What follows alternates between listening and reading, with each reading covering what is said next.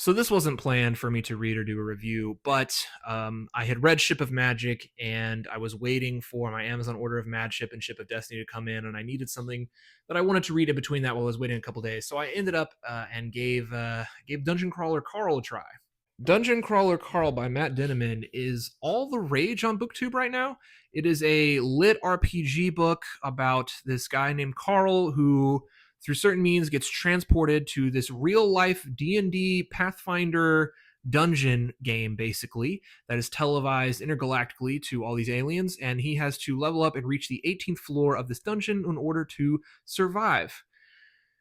If you look anywhere on YouTube, this book is literally everywhere. Everybody's talking about it. Everybody's raving about it. Obviously, there were high expectations, and luckily, even though I knew it was everywhere and everybody's raving about it, I luckily hadn't watched or read any reviews of it. I just knew that everybody loved it, and I knew that it was lit RPG. And also, as an RPG player myself, I hear the title Dungeon Crawler Carl, and to be honest, if you are like me and you hear that title, the idea of a series pops into your head at that title is probably 80% of the way there to exactly what this series is. Basically, what I envisioned in my head just off the title was pretty close, actually, to what ended up being this book.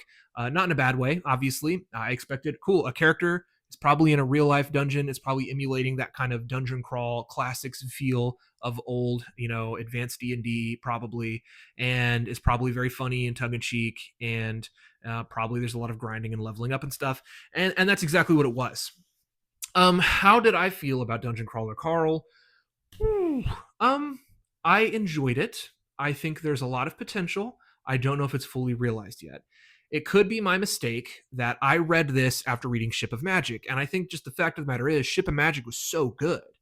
I mean, it's literally one of the best books I've ever read, that any book I think I read outside of the Light Ship trilogy was going to be just a little bit disappointing. And that's kind of how I felt about Dungeon Crawler Carl, which is not its fault. Here's what I will say. I enjoyed it a lot. It wasn't exactly what I was expecting. Again, the cool thing is I didn't know anything about this. So for instance, I didn't know that Carl had a cat. I didn't know that the cat was going to talk. That was a fun little surprise. I think there were a lot of things that were surprising to me that maybe some other people wouldn't know, because probably other people knew more about the series going into than I did. The other thing I didn't know is I didn't know the mechanics of how this dungeon was going to work, and that stuff really surprised me. I really like that.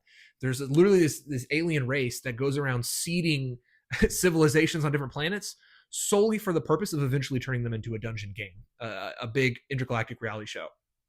There's like this crazy, I mean, that premise alone, it's goofy, but then you think about it for a minute, and it's very harrowing to actually think about. And that was actually my favorite element of Dungeon Crawler Carl. I think the world building and the extra layer of why this dungeon is the way it is and how it works, to me, was a lot more compelling than the dungeon itself, if that makes sense. I think Carl is a pretty good character. I think Princess Donut is a really fun character. I think the dynamic those two have is fun.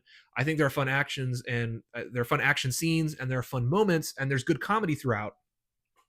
I don't necessarily know if I would continue the series after this book if it weren't for that added layer of that world building, right? So what's really fascinating about this is when you start learning more about how the dungeon operates and what's going on behind the scenes. So the dungeon is made by this intergalactic corporation. There's a bunch of different corporations that make up this intergalactic syndicate, and they every season one of these corporations hosts a game, like on a rotation. So this corporation, the Borant Corporation, hosts the Dungeon Crawl game, and they are hosting this season, and it's very made clear as you go on that they're facing bankruptcy, and there's like different politics between the different companies, and some of the companies want to buy up Borant because they're losing money on their games, and there's just a whole level of political intrigue that's implied, and a whole other level of world building that's implied that you never see in this book. But I think it's cool that you don't see it. You like get little bits and pieces, and you start piecing together an image of not just the Borant Corporation, but the syndicate as a whole and the factions that make up the syndicate. You start realizing that there are you take that down a layer and you start looking into the dungeon, and you realize there are political factions within the Borant Corporation itself, within the dungeon world, which is really cool. And then you take it down another layer, and something that I wasn't expecting is that all the NPCs in the dungeon are real people, which is horrifying. Like, a lot of the boss monsters are repurposed humans who are aware, and they know what's happening, and they know it's wrong. All of the monsters are different alien races from other planets that live in the dungeon and are bought and owned by the corporation and sent into the dungeon, and they're just there as fodder for the crawlers. And I think the more you peel this back, there's like a level of sadness and a level of, you know, I mean, I don't know what to say. It's just kind of horrifying. There are these horrifying details that this book kind of has this juxtaposition of being very funny and very comedic, but there's a level underneath it of sadness. There's a level underneath it of tragedy, and you really feel like everybody involved is being exploited on an unbelievable scale by this corporation, and it's kind of horrifying. And there are some moments, right, where you're having a fun scene where Carl and Donut are killing somebody, and they are crying because they almost got promoted to a deeper floor of the dungeon where they would have a better chance of surviving, and they're being killed by a cat with laser beams shooting out of her eyes. And it's funny, but it's also really sad. You know what I mean? When you really look at this, I feel like, I don't know if this was the author's intent, but I feel like you're definitely, I feel like it's definitely meant to emulate a lot of the things that goes on in the reality TV or reality game show industry, if you know what I mean. Like, there's a very real sense, like, I don't know if you guys have seen videos or the actual show of like the Beast Game show, how kind of horrifying that show is to watch, and how it seems like these people are being exploited online, exploited in this show, this game show, and how horrifying it actually is when you consider the implications of it. That's what this feels like. And I don't know if that's on purpose or if it's kind of like just an accident of the world building, but either way, I thought that was the most interesting stuff.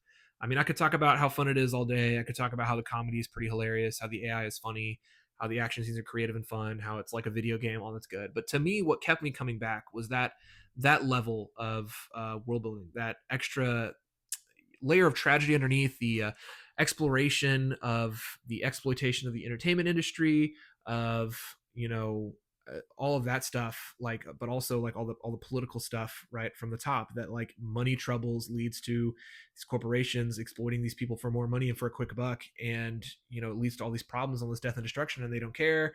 Like, all that stuff is, I'm not going to say it's implied because it's not subtle. I mean, it's pretty in your face. Nothing in Dungeon Crawler Carl is subtle, but that's the stuff that I think gives Dungeon Crawler Carl that extra zhuzh, right? That extra pizzazz. Other than that, it would just be a fun book where you're reading somebody play a D&D campaign. And, you know, truth be told, respectfully, there's a reason that a lot of people don't like just listening to somebody else's D&D story, because you like playing D&D, but you don't like listening to other people talk about their D&D game. And I was really worried Dungeon Crawler Carl will be that, but I think it's that extra level of world building, that extra layer of sadness and tragedy underneath, that actually does make Dungeon Crawler Carl more than the sum of its parts. Also, it is pretty fun. You know, I'm not going to deny that it is very funny. It's very juvenile humor, so if you don't like that, you know, you're not going to like this. But all in all, I would say it's good and it has a lot of potential, and I want to see that potential fully realized. It isn't quite as funny as I want it to be, and it's not quite, the action isn't quite as good as I want it to be yet.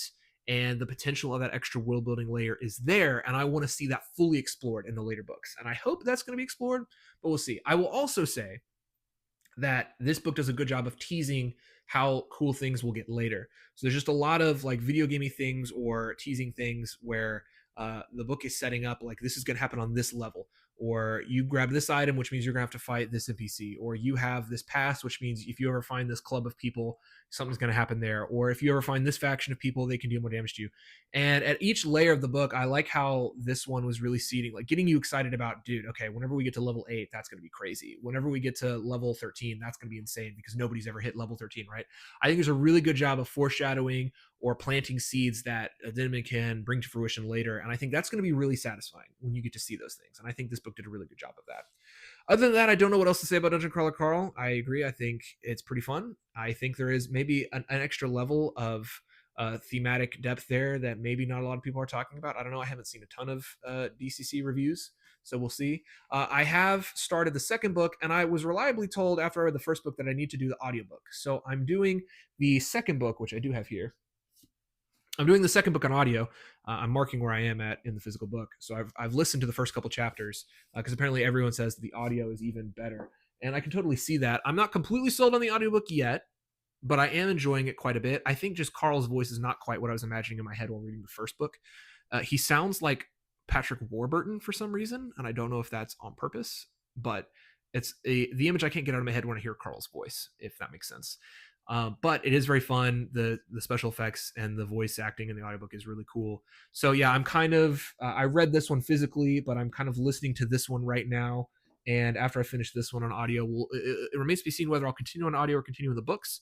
But as long as the second book doesn't crap the bed, I will continue with the series, and I am interested in it. Do I think it's good as something like Ship of Magic or the Book of the New Sun? No, but it's not trying to be that, and that's totally okay. And it does have some extra stuff there that I do think makes it very unique and very fun. Will I read a bunch of other lit RPG? Probably not. Probably not. I could see how if it's just a basic lit RPG like I feared this would be, that I don't know if I would like it as much. But luckily there are extra elements in here that do stand out to me that I do really like thinking about. So yeah, that's my those are my thoughts on Dungeon Crawler Carl. Will I do review on each individual book? Ooh, I don't know. I don't know. We'll see. If every book, if I feel about every book the way I feel about this one, where it's fun with a little bit of extra depth and some potential, and it's never more than that, then probably not. This video will suffice. But if it gets better or significantly worse, I think that's when I'll step in and start making another video. Until then, those are my thoughts on Dungeon Crawler Carl. Until next time, guys. See ya.